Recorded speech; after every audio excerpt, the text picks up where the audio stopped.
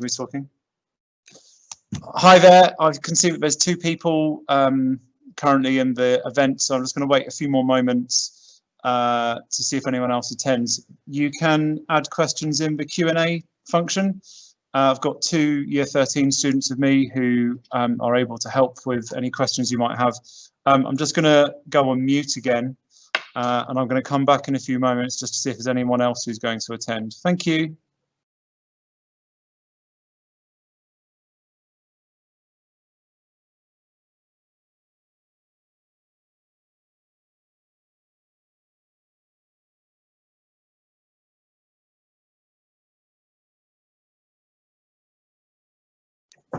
Okay, good evening. I've got four now in the event, so it's now almost 3 minutes past or 4 minutes past, so I'm just going to make a start. So yeah, welcome to Business Studies and Economics. So thank you for attending this first session, which is going to be about the Economics A-level.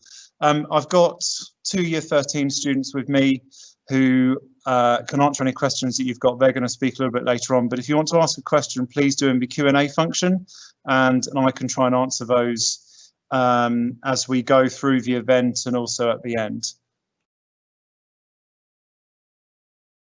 So to begin with, I just want to sort of talk about what economics is. It's not a subject that would have been studied at GCSE necessarily, but it's much more popular at A-level. I think the first thing to distinguish is that economics is about choice, and it's about how to allocate scarce resources to infinite needs and wants. And this happens at all levels of society. It can impact individuals, households, businesses, and also governments. Your choice of school for A-level is an economic one, and pretty much any decision that you make can be classed as an economic one. Economics is not just about money, which is a bit of a misconception about what the subject is.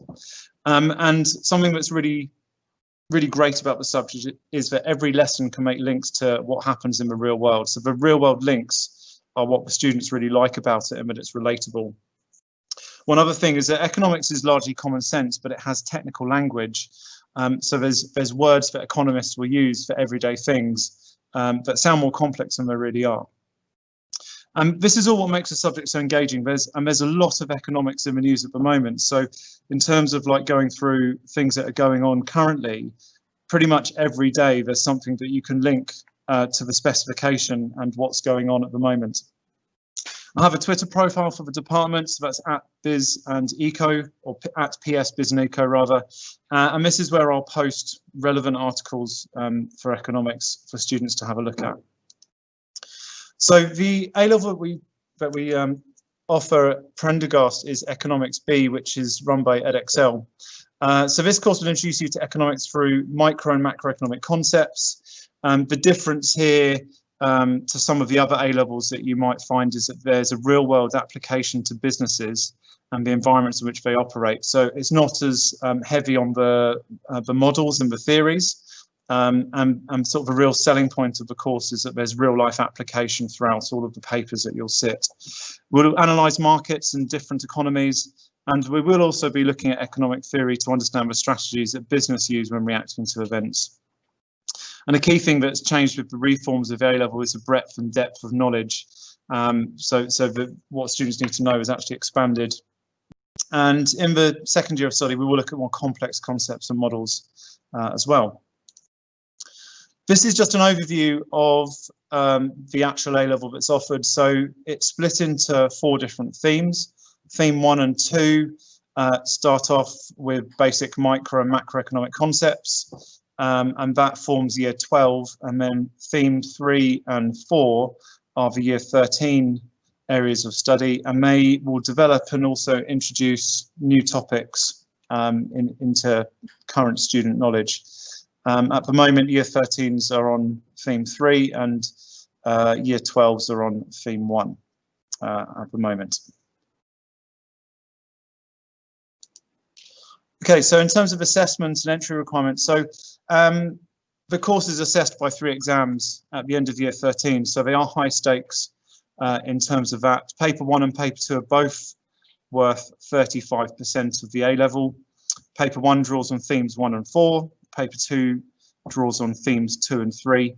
Those are both 2-hour exams. Paper 3 is synoptic, so it will assess anything from all 4 themes. That's worth slightly less in terms of its overall weighting, but it's one of the hardest papers that the students will sit. The entry requirements are a grade 6 for maths and English. No prior knowledge is required, but I'd say there's more of an emphasis on essay writing skills, as that's what students will have to do in their 3 papers at the end of the A-level.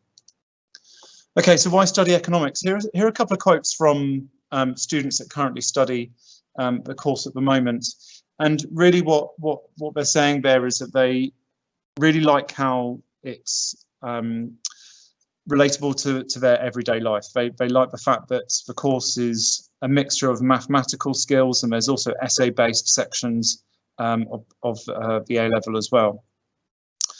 And because there's this everyday sort of relationship with economics and the real world, that's what makes it really interesting and engaging for the students. So they sort of emphasize that this is like a really important thing for them, and you'll hear a little bit more about what they say later on. Okay, so I'm just looking at the questions. I've had none so far at the moment. Please feel free to ask at any time.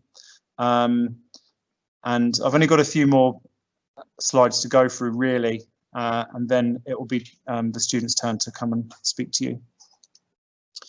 Okay, so you can think about, should I study economics? And a couple of things that we will look at in class are economic issues such as inequality, globalization, and also the global financial crisis. That's part of the specification to understand what happened with that.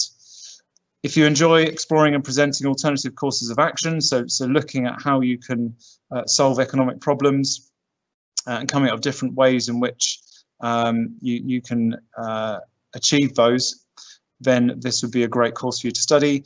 Looking at national and international trends, so what's going on around the world, will be a big part of the course as well.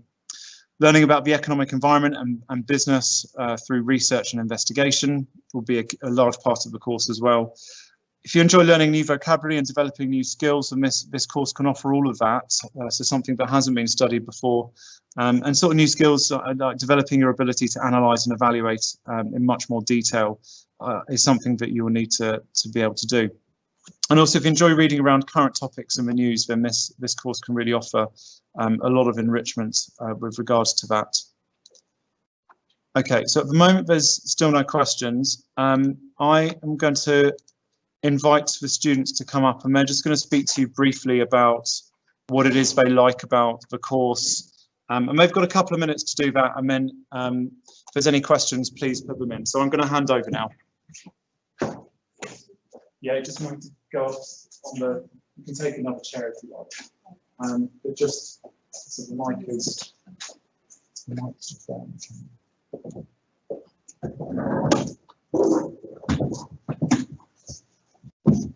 Hi guys, I'm Jasmine, and I didn't come to the school before, so I did business. But what made me choose business instead of economics was because I really loved how economics had like real world applications. It considers social stuff, political themes, everything. And I just really liked how you can see this in every aspect of your life. Hi, I'm Ivana, and I've already been in the school. So what I like about economics is that it basically allows you to understand what goes on in the news. So if you find yourself intrigued or like interested in anything around the news right now, especially in the COVID situation, from why is inflation going up or why is the government not doing more to like deal with the situation, I think you'd really be interested in economics as well, because it gives you room for like creativity to use economic theories and like concepts to explain anything. And also, I myself like maths, and I also do history. So I feel like both are really interconnected when it comes to economics. There is more like mathematical side of it. However, the maths we do in economics is not hard. So if you don't like maths, don't feel like you won't be good in economics. It's definitely not like that. Also, if you enjoy writing essays or anything like literature or history, I think you'd also like it. Mm-hmm. And also going back on what Ivana said, yeah, it has some maths aspects, but what's good about it is that it's actually practical. So it's stuff that you use in day-to-day life, and also it helps us understand certain statistics and stuff like that.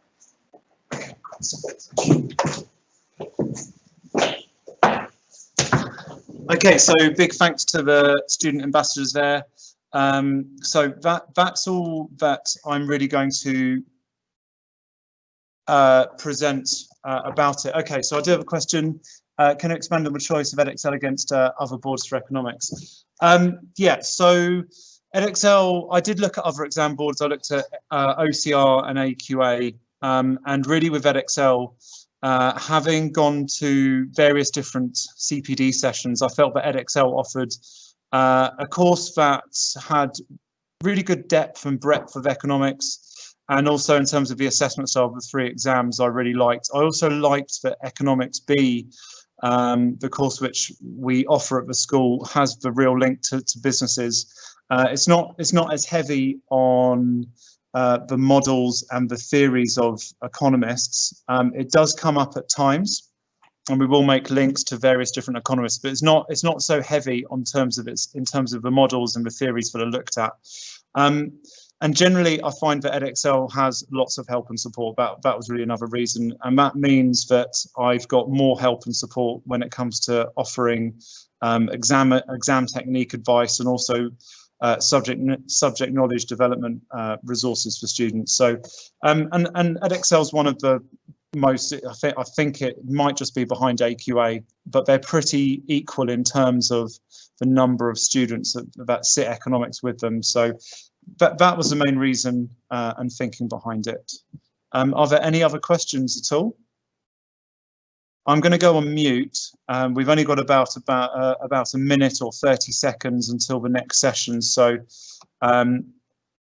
please feel free to ask anything. If there's anything that you'd like clarifying, I'm more than happy to go through those.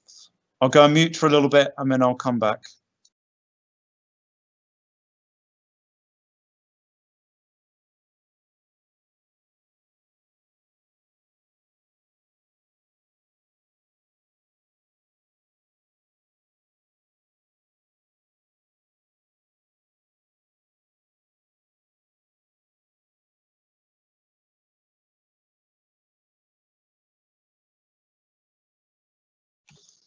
Okay, so the time is now 6:15. So unfortunately, I'm going to have to end this live event, and I've got to start the second one now. Thank you very much for coming along. I had 6 in total, so I see that as a success. This is only one of 2 sessions, so I really appreciate you coming along and listening to what I have to say, and also what the students had to say. Thank you.